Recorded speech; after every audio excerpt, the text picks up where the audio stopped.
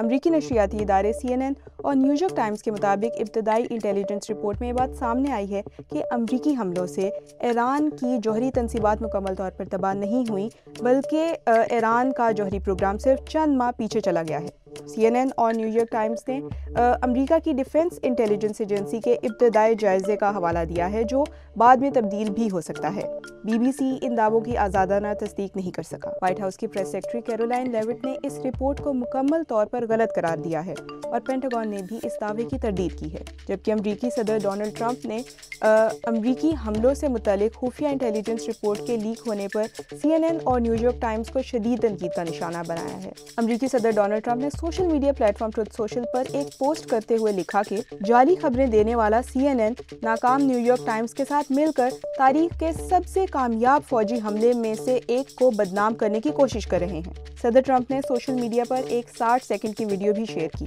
جس میں B-2 بمبار طیاروں کو فضا میں بم گراتے ہوئے دیکھا گیا ہے، جبکہ پس منظر میں ایک میوزک ٹریک چل رہا ہے جس میں بار بار ایران پر بمباری کے الفاظ دہرائے جا رہے ہیں۔ یہ ویڈیو ایک ایسے وقت میں سامنے آئی ہے جب اسرائیل اور ایران کے درمیان ایک نازک اور ابتدائی جنگ بندی معاہدہ طے پایا ہے۔